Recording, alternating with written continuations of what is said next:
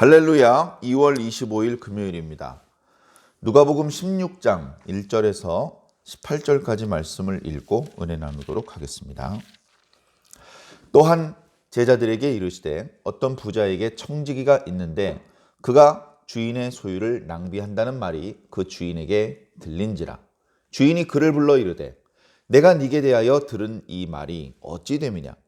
네가 보던 일을 세마라. 청지기 직무를 계속하지 못하리라 하니 청지기가 속으로 이르되 주인이 내 직분을 빼앗으니 내가 무엇을 할까? 땅을 파자니 힘이 없고 빌어먹자니 부끄럽구나.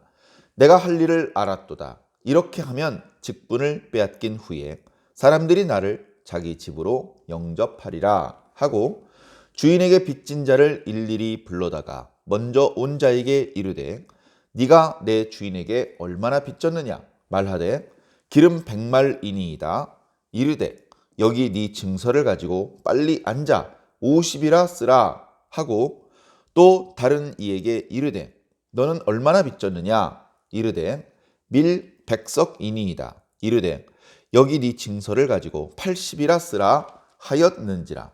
주인이 이 옳지 않은 청지기가 이를 지혜 있게 하였으므로 칭찬하였으니 이 세대의 아들들이 자기 시대에 있어서는 빛의 아들들보다 더 지혜로움이니라. 내가 너희에게 말하노니 불의의 제물로 친구를 사귀라. 그리하면 그 제물이 없어질 때에 그들이 너희를 영주할 처소로 영접하리라. 지극히 작은 것에 충성된 자는 큰 것에도 충성되고 지극히 작은 것에 불의한 자는 큰 것에도 불의하니라. 너희가 만일 불의한 제물에도 충성하지 아니하면 누가 참된 것으로 너희에게 맡기겠느냐. 너희가 만일 남의 것에 충성하지 아니하면 누가 너희의 것을 너희에게 주겠느냐. 집 하인이 두 주인을 섬길 수 없나니 혹 이를 미워하고 저를 사랑하거나 혹 이를 중히 여기고 저를 경히 여길 것임이니라. 너희는 하나님과 제물을 겸하여 섬길 수 없느니라. 바리새인들은 돈을 좋아하는 자들이라. 이 모든 것을 듣고 비웃거늘 예수께서 이르시되 너희는 사람 앞에서 스스로 옳다 하는 자들이나 너희 마음을 하나님께서 아시나니 사람 중에 높임을 받는 그것은 하나님 앞에 미움을 받는 것이니라. 율법과 선지자는 요한의 때까지요 그 후부터는 하나님의 나라 복음이 전파되어 사람마다 그리로 침입하느니라. 그러나 율법의 한 획이 떨어짐보다 천지가 없어짐이 쉬우리라. 무릇 자기 아내를 버리고 다른 데 장가드는 자도 간음함이요 무릇 버림당한 여자에게 장가드는 자도 간음함이니라. 아멘. 오늘 말씀은 우리가 이름 붙이기를 불의한 청지기의 비유입니다. 예수님께서 제자들에게 베풀어 주신 비유인데요. 그 비유를 뒤에 보니까 바리새인들도 들었습니다. 어찌 보면 바리새인들을 향하여 주시는 말씀 같기도 하고 또 어찌 보면 제자들에게 주시는 말씀 같기도 한데요.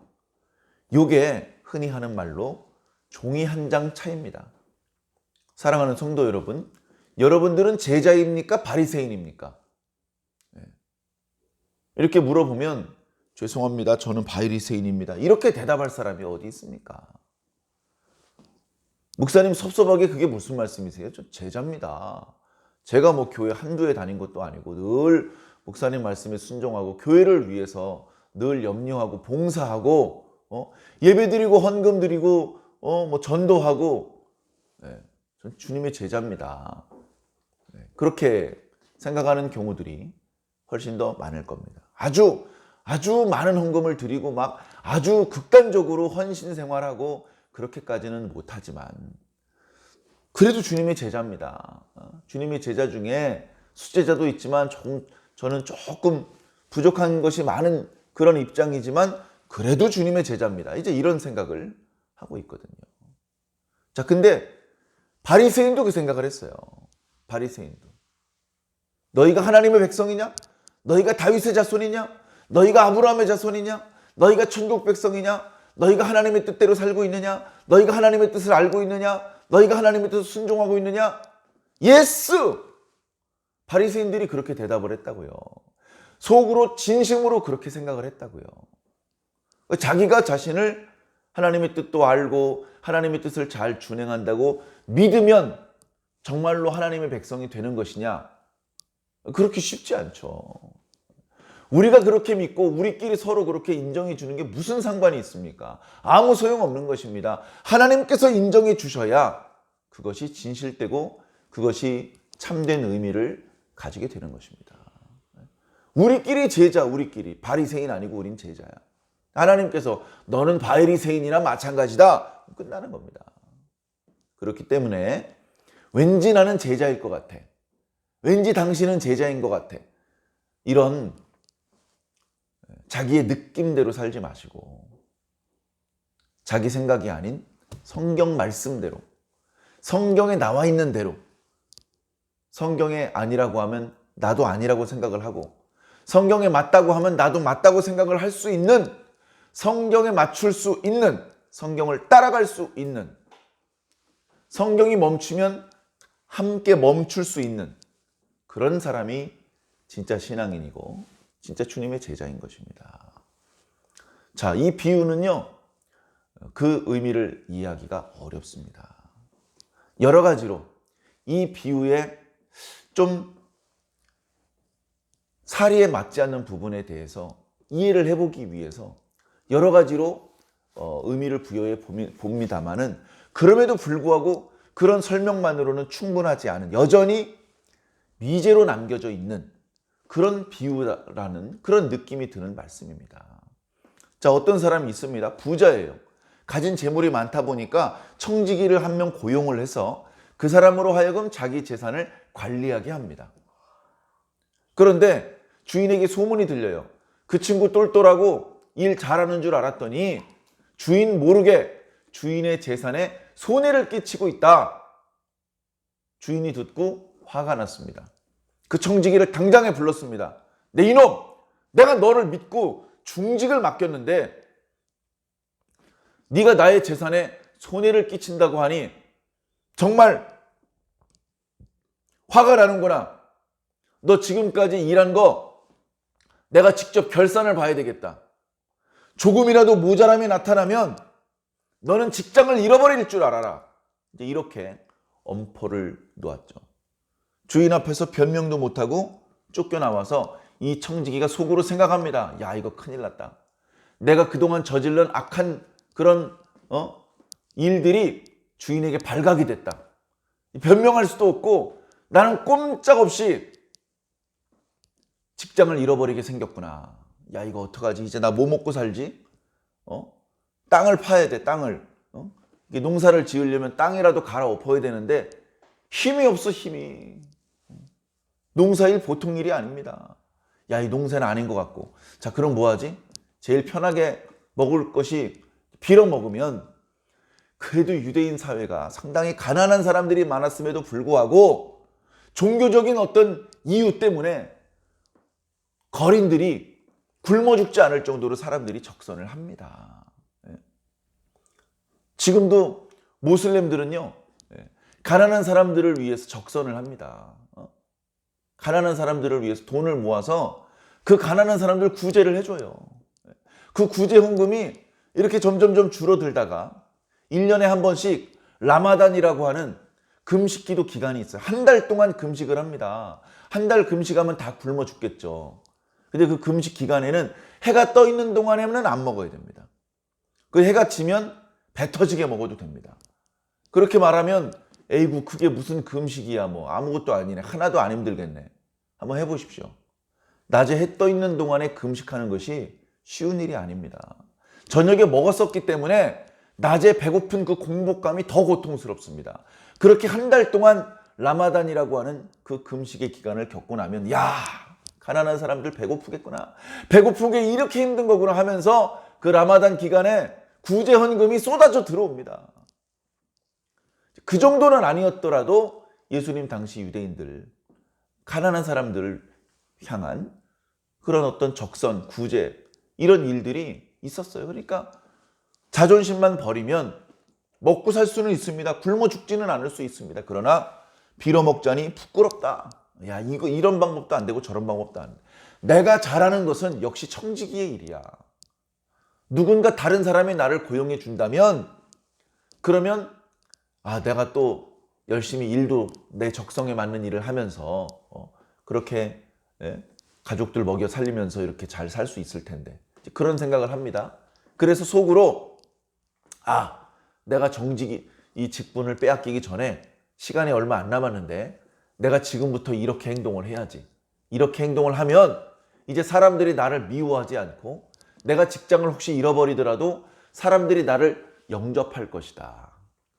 자, 오늘 말씀에 영접한다는 말씀이 여러 번 나오고 있습니다. 누가복음의 사도행전도 마찬가지. 영접한다는 표현이 많이 나와요. 이 영접한다는 표현은 누가 이렇게 오면 극진히 환대를 한다, 맞아들여 준다, 뭐 그런 의미도 있고, 그리고 조금 더 멀게는 구원받는다는 의미가 들어 있습니다. 우리가 구원받는 게 뭡니까? 하나님께 영접을 받는 거예요. 우리가 예수님을 구주로 영접을 하잖아요. 그러면 하나님의 나라에서 우리가 하나님의 백성으로 영접을 받는 겁니다. 그래 내가 친구들에게, 사람들에게 영접을 받을 것이다. 이걸 이제 좀 다르게 해석을 하면 다른 사람이 나를 고용해 줄 수도 있다. 빨리, 시간이 얼마 없는데 사람들한테 인심을 얻어야 돼.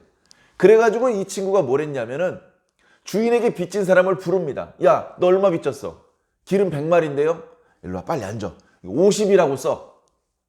너 얼마 빚졌어? 밀 100마리인데요? 일로 앉아. 80이라고 써. 그런 일을 했습니다.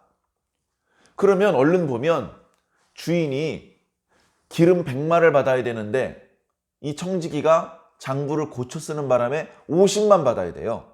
그럼 주인이 이득을 본 겁니까? 손해를 본 겁니까? 손해를 봤어요. 그죠? 밀도 마찬가지고 그 손해를 본 것 때문에 주인이 오히려 더 화를 내야 됩니다. 그런데 주인이 그 청지기를 칭찬했대요. 이해가 안 되는 거예요. 이래서 이 비유가 난제입니다. 정확한 그 뜻을 이해하기가 어려운 거예요. 사람들이 이걸 이해해 보려고 이것을 이런 의미를 붙여서 해석을 합니다. 이 청지기가 잘한 것은 이렇게 주인이 이렇게 빚을 탕감해 주는 사람이다. 100말 빌려줬는데 100말을 굳이 다 받으려고 하지 않고 50말만 받아도 된다. 이렇게 주인이 너그러운 사람이라는 것을 널리 알렸다. 그래서 주인이 기뻐하신 것이다. 이렇게 이제 의미를 부여하는데 좀 너무 과합니다. 100말을 50말로 줄여서 받는다는 것은 이거 주인의 어떤 명성을 드높이기에는 너무 많은 비용이 들어간 거예요. 또 어떤 분은 이렇게 얘기를 합니다. 이 청지기가 나쁜 놈이었다. 나쁜 놈이어서 주인은 80말을 빌려주고 80말을 받으면 되는데 80말을 빌려주고 100말을 갚으라고 얘기를 한 거다. 100말을 갚아야 된다. 100말을. 그래 놓고서 그 사람이 100말을 가져오면 주인의 창고에는 80을 집어넣어 놓고 주인에게는 80 빌려준 거 다 받았습니다. 이렇게 보고를 하고 자기 주머니에 20말을 챙기는 거죠. 부당한 이득을 챙기는 겁니다. 그런 나쁜 놈이었는데 이놈이 사람들에게 인심을 얻으려고 부당하게 자기가 착복을 하려고 했던 부분을 포기를 한 거다. 그러니까 이 기름 빌려준 사람은 원래 50말을 빌려줬는데 100말을 갚으라고 했다. 그런데 자기가 뻥튀기 시킨 그 50이라는 부분을 스스로 포기를 하고 주인의 소유에만 손해를 미치게 한 것이다. 그렇게 의미를 부여하는 설명도 들은 적이 있습니다. 그렇게 설명을 해도 너무 심해요. 50말을 빌려주고 100말을 갚으라고 뻥튀기를 했다. 그렇게 많이 뻥튀기를 하면서 발각이 안 되고 오랫동안 이게 말이 안 되는 것이죠. 어찌 되었거나 이 청지기는 마지막 순간까지 주인의 재산에 손해를 끼치고 있었습니다.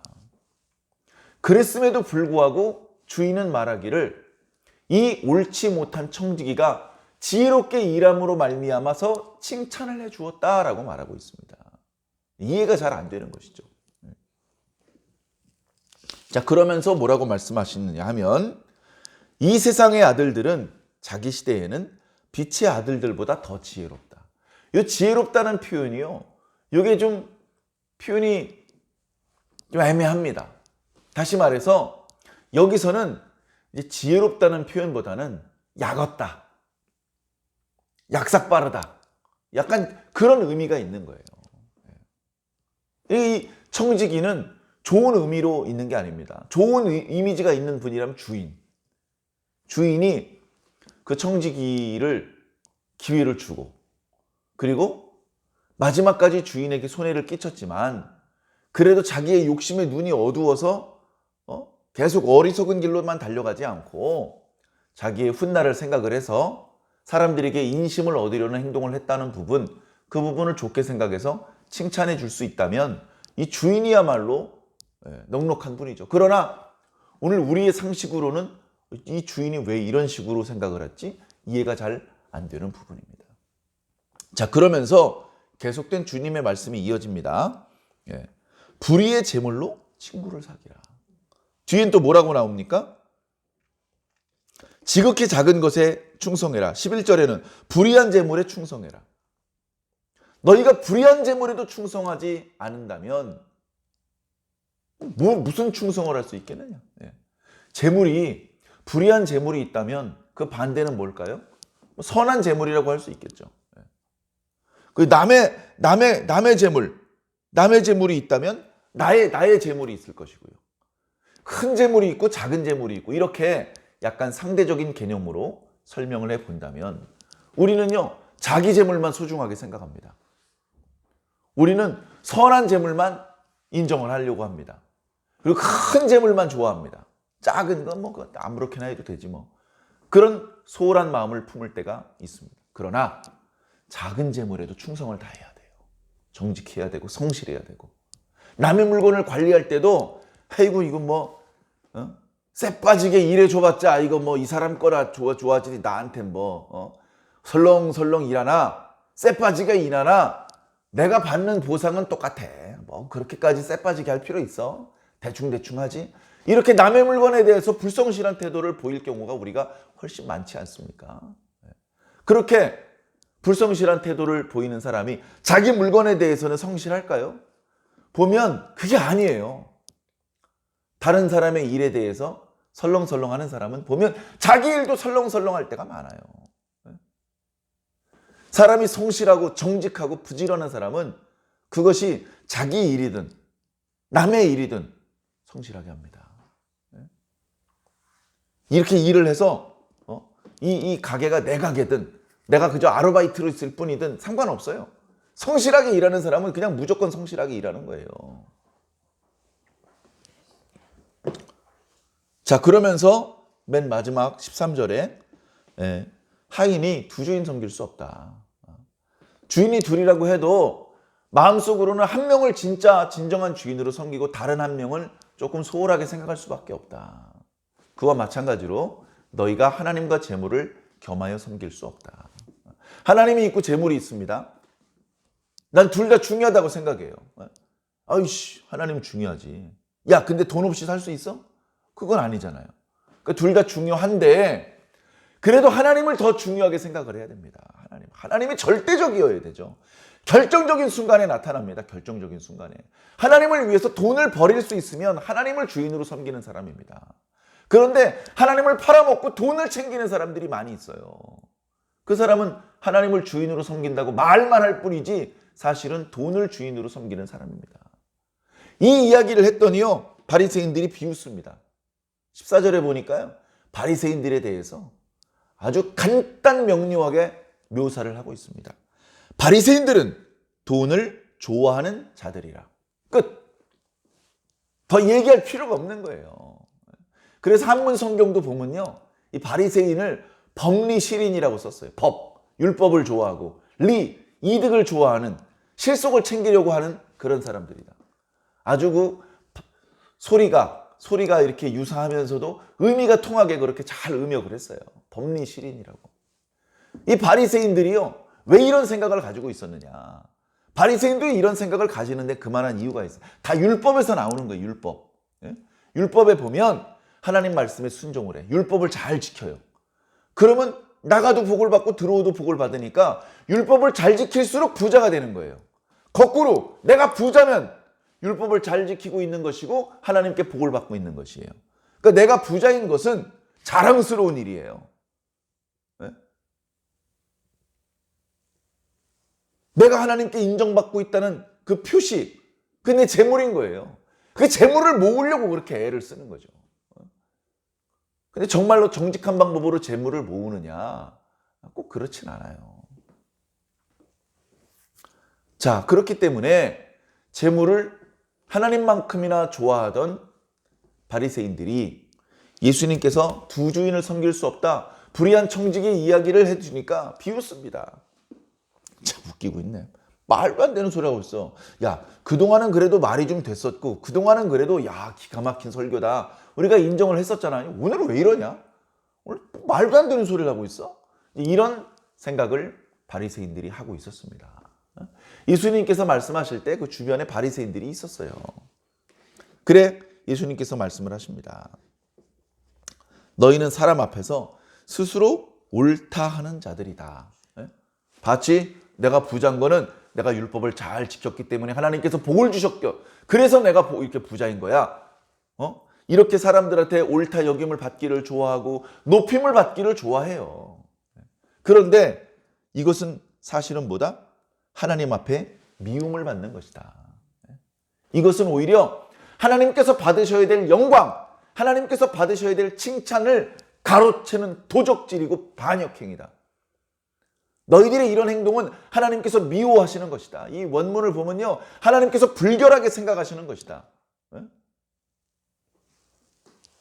과거에 이스라엘 백성들이 우상 행위를 할 때 그걸 다 무너뜨리게 만드셨잖아요. 그래서 우상 숭배에 사용했던 그런 우상 쪼가리들을 불결한 물건 집어 던지듯이 던지라 그랬어요.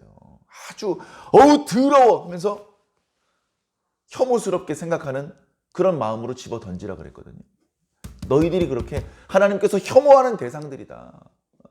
하나님께서 받으셔야 될 영광을 가로챈 반역자들인데 스스로 우리는 하나님께 복받아서 하나님께 인정받아서 이렇게 부자가 된 것이고 이렇게 높임을 받는 것이고 이렇게 옳다 여김을 받는 것이야 라고 생각을 하고 있으니 이것이야말로 바리새인들의 죄목이 아니고 무엇이겠습니까?